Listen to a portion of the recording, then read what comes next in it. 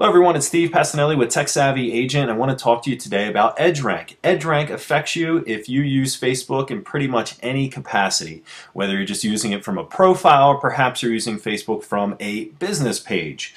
So I want to explain to you today how EdgeRank affects you and how you can increase your EdgeRank to get more exposure, because that's what it comes down to. If you have a business page or even if you have a personal profile, the more people that see your posts, the better, especially for real estate.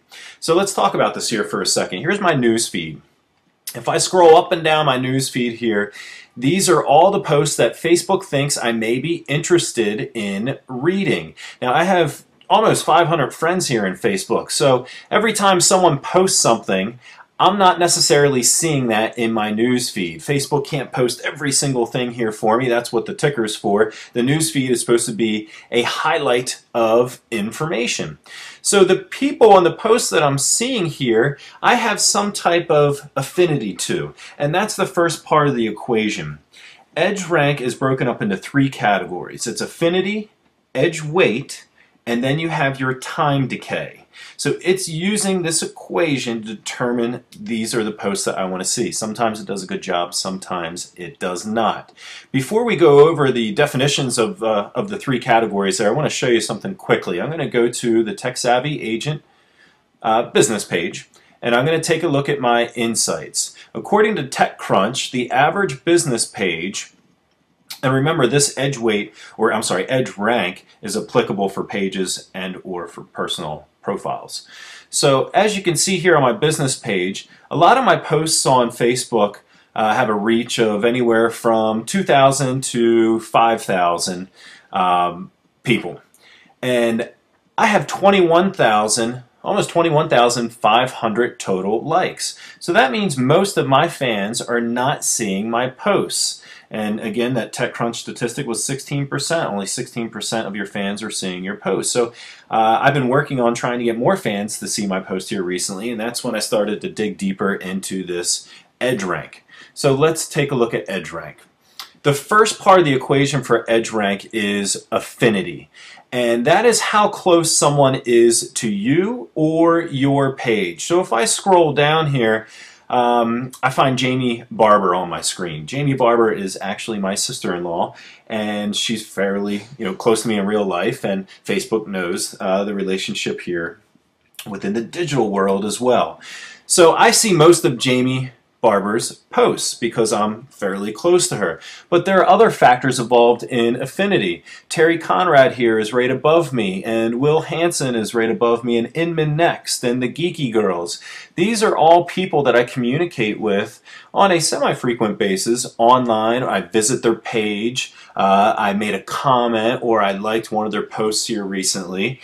And affinity is how close you are to these people. So the more you interact with someone on Facebook, the better chance they have of appearing on your newsfeed.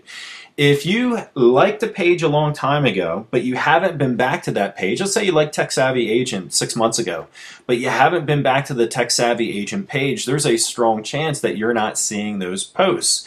If you frequent a page more often, that raises your affinity and helps and gives you a greater chance of seeing that page's or that person's posts. So that's the quick definition of affinity. Let's take a look here.